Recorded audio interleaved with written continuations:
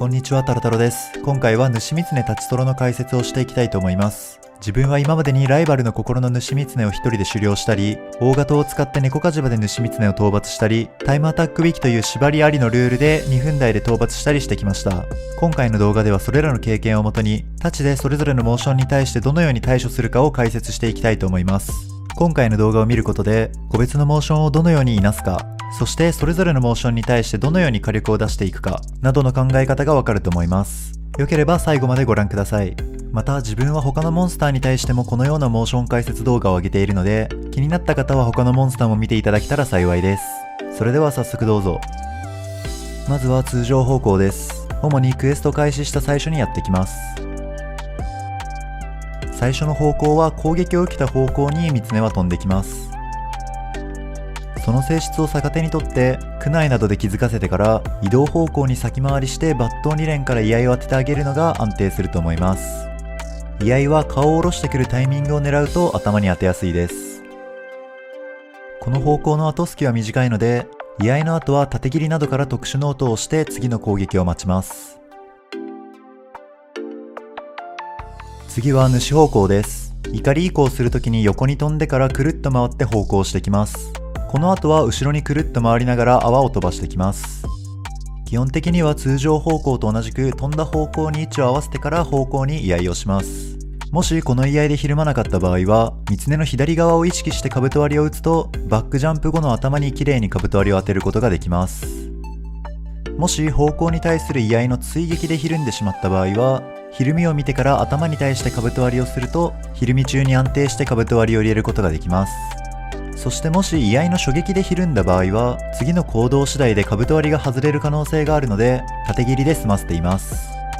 この方向居合で大事なのは居合をした後の位置だと思っていて、居合の後に左側に執着するような位置を狙うと、その後の兜割りが安定して決めやすいです。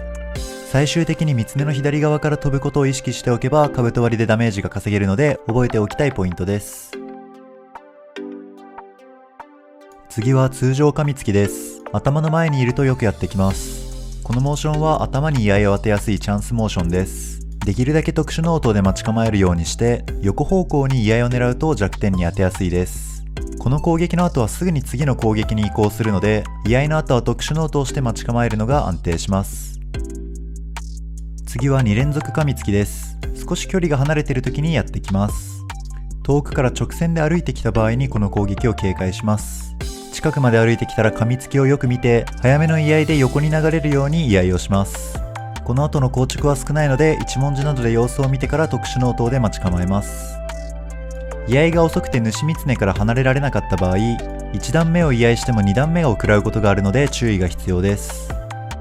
次は滑ってから噛みついてくる攻撃です。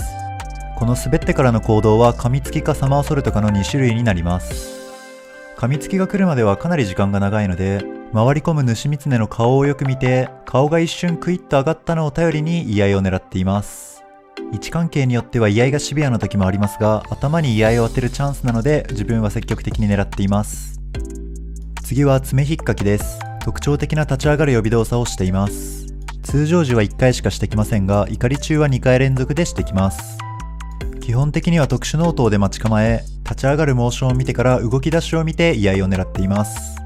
この攻撃の後は胸付近に移動すると、後で説明する泡まとい尻尾叩きつけに派生します。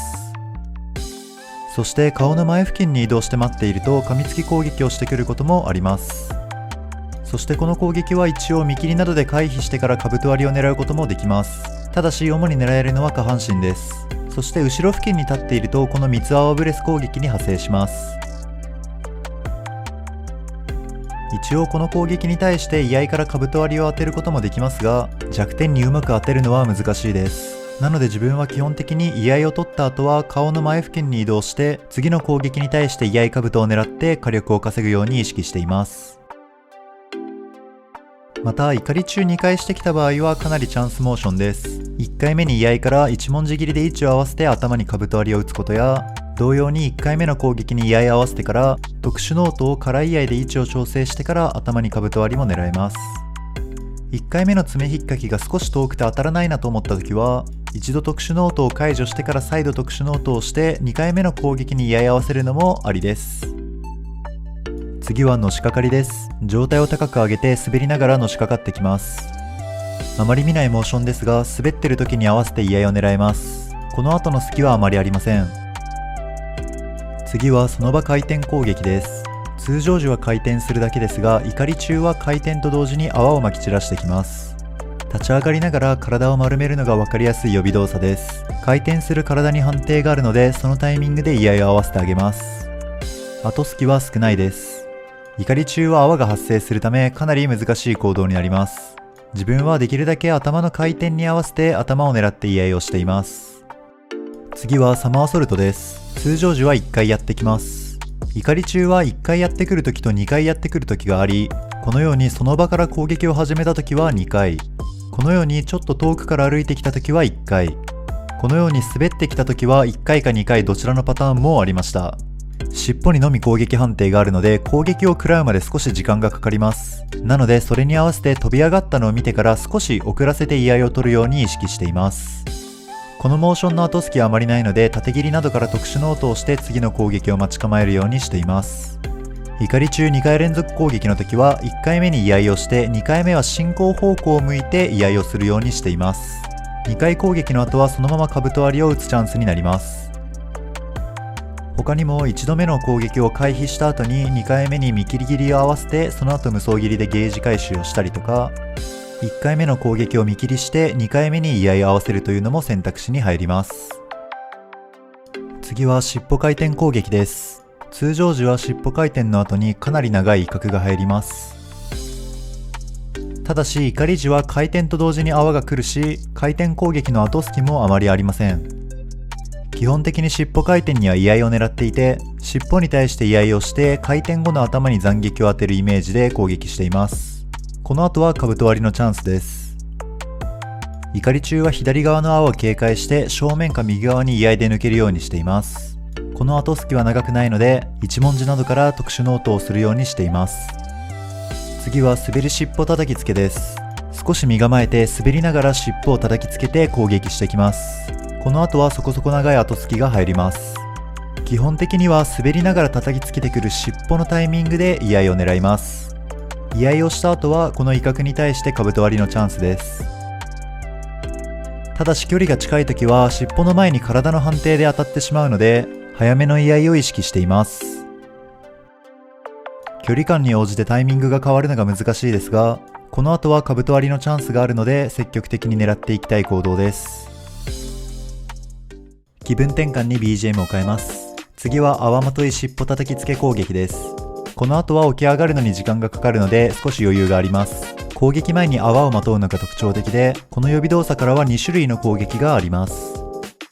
基本的には叩きつけられる尻尾のタイミングで居合を狙います。通常時は特に遅いので、よく見てゆっくり慣れていくのがいいと思います。この後の後隙は黄色ゲージであればそのまま無双切りでゲージ回収、赤ゲージが溜まる場合は斜めに居合で抜けてからそのまま斜めに飛翔切りで飛ぶと綺麗に頭を捉えやすいです。この攻撃は胴体にも攻撃判定があるので少し注意が必要です。特に近い時や自分が高いところにいる場合は攻撃が当たるのが尻尾よりも気持ち早めになるので、それを加味して早めに居合をしてあげないと当たってしまうことが多いです。居合を狙う時は距離感に応じてタイミングが変わることを意識しましょう。自分はたまに尻尾に合わせるためにあえて見切りで位置調整をしてから居合を狙っていることもあります。兜割りのチャンスなので積極的に成功させたいモーションです。次は泡まとい突進攻撃です。先ほどと同じように小さい泡を発生させてから突進してきます。この後は威嚇が入るのでかなりの攻撃チャンスになります。怒り中は通常時よりも攻撃の発生が早いです。その後は同様に威嚇が入るため攻撃チャンスになります。攻撃の予備動作が長い上に分かりやすいので、特殊ノートで待ち構え攻撃の動き出しを見てから居合をしても十分間に合います。この後は縦切りや一文字切りなどで近づいてから兜割りが安定して入ります。次は突進2連攻撃です。かなり素早い突進を1往復してやってきます。この攻撃の後は威嚇が入るため兜割りのチャンスです。攻撃のスピードがかなり速いんですが、体が交差する瞬間を狙って居合をするのが安定すると思います。ここれは1回目と2回目どちらも居合はできるんですが、2回目を進行方向に居合をすると、居合は成功したのになぜか攻撃が当たったことがあります。原理がいまいち分かってないんですが、交差する方向に居合するのが安定するのかもしれません。その後に近づく隙は十分あるので、落ち着いて近づいて兜割りをねじ込みましょう。次は3つの泡を放ってくるブレス攻撃です。最初に3方向の泡を、そして次に2方向の泡を放ってきます。この後隙はあまりありません。方向が重なっていたら居合でかわすこともできますが、距離が遠いと居合が当たりません。この後隙は少ないので兜割りはやめておきましょう。次は3つの泡ブレスから後ろに回り込んでビームを放ってくる攻撃です。この攻撃はこのような後ずさるのが特徴的な予備動作です。この予備動作を見たら後ろに回り込んで水ブレスをしてくるので、あらかじめ後ろに回っておくと近づきやすいです。そしてこのブレスの後はかなり長い威嚇が入るので攻撃チャンスになります。